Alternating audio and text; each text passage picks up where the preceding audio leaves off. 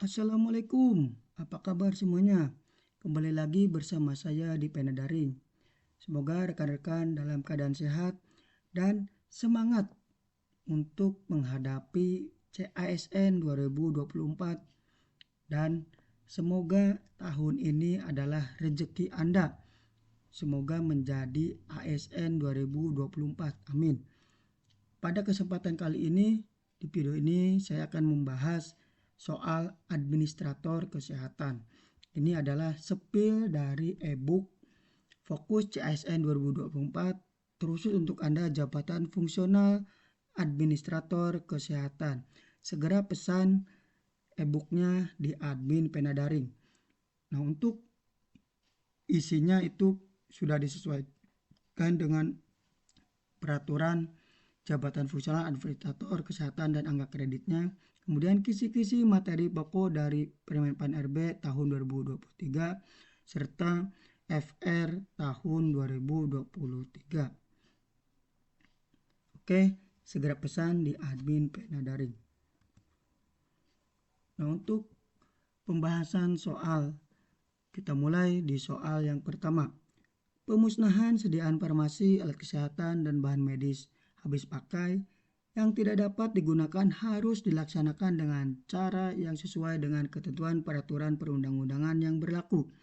Tahap awal yang harus dilakukan dalam proses pemusnahan kasus di atas adalah A. Menyiapkan tempat pemusnahan, B. Menyiapkan berita acara pemusnahan, C. Mengordinasikan jadwal, metode, dan tempat pemusnahan kepada pihak terkait, D. Melakukan pemusnahan disesuaikan dengan jenis dan bentuk sediaan serta peraturan yang berlaku, E. Membuat daftar sediaan farmasi, alat kesehatan, dan bahan medis habis pakai yang akan dimusnahkan.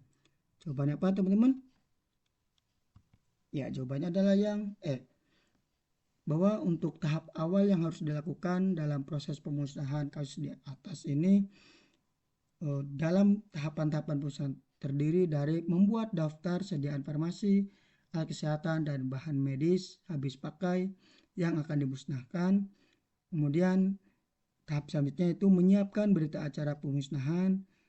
Kemudian selanjutnya mengordinasikan jadwal, metode, dan tempat pemusnahan kepada pihak terkait. Selanjutnya menyiapkan tempat pemusnahan, dan yang terakhir adalah melakukan pemusnahan disesuaikan dengan jenis dan bentuk sediaan serta peraturan yang berlaku. Itulah tahapan pemusnahan. Oke, jelas ya? Soal yang kedua. Di bawah ini yang menjadi persyaratan akreditasi puskesmas, kecuali A. Manajemen puskesmas, B. Sumber daya manusia, C. Sarana dan prasarana, D. Pelayanan kesehatan, E. Desa siaga aktif. Jawabannya teman-teman? Ya, jawabannya adalah yang E. Desa siaga aktif. Ini bukan dari persyaratan akreditasi puskesmas. Kemudian untuk persyaratan akreditasi puskesmas meliputi manajemen puskesmas, sumber daya manusia, sarana dan prasarana, pelayanan kesehatan, dan aspek lain yang berkaitan dengan kesehatan masyarakat. Oke, jelas ya? Lanjut untuk soal nomor 3.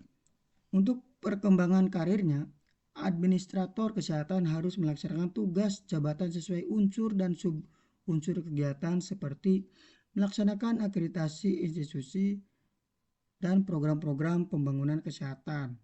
Termasuk unsur kegiatan apakah yang dimaksud?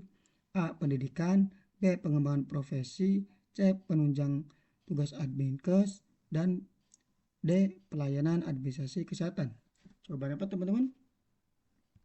Ya, jawabannya adalah yang D. Pelayanan administrasi kesehatan. Bahwa clue dari pertanyaan ini yaitu melaksanakan akreditasi institusi dan program-program pembangunan kesehatan.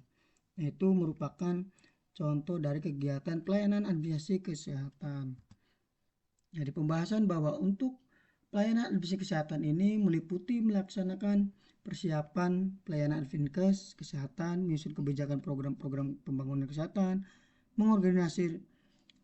mengorganisasikan pelaksanaan kebijakan program-program pembangunan kesehatan, memfasilitasi pelaksanaan program-program pembangunan kesehatan, memantau dan mengevaluasi pelaksanaan program-program hubungan kesehatan, melaksanakan perizinan institusi memberi jasa di bidang kesehatan, melaksanakan akreditasi institusi dan program-program pembangunan kesehatan, kemudian melaksanakan sertifikasi tenaga kesehatan dan produk-produk yang terkait dengan bidang kesehatan dan menyusun laporan.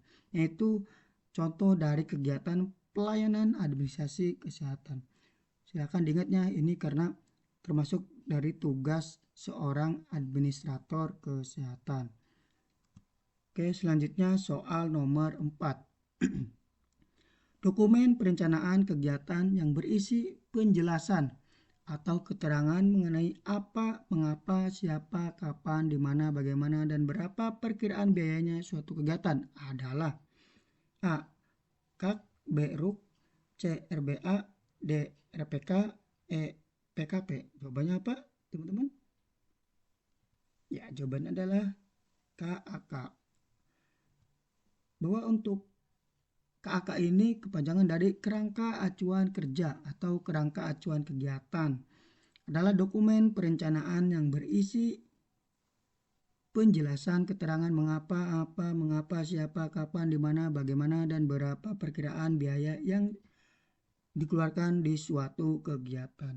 Itu pengertian dari kerangka acuan kerja. Oke, selanjutnya soal nomor 5. Setiap rumah sakit wajib terakreditasi. Akreditasi diselenggarakan secara berkala setiap A 3 tahun, B 4 tahun, C 5 tahun, D 6 tahun, E 7 tahun. Jawabannya apa, teman-teman? Ya, jawabannya adalah B 4 tahun.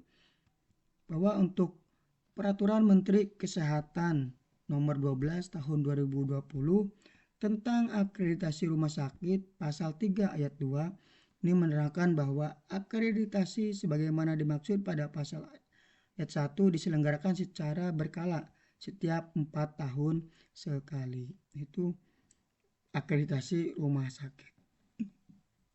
Jelas ya? Oke, untuk kesempatan kali ini saya cukupkan. Silakan pesan e-book administrator kesehatannya di admin Pena Daring. Oke, kita lanjut ke video selanjutnya. Saya cukupkan. Wassalamualaikum warahmatullahi wabarakatuh.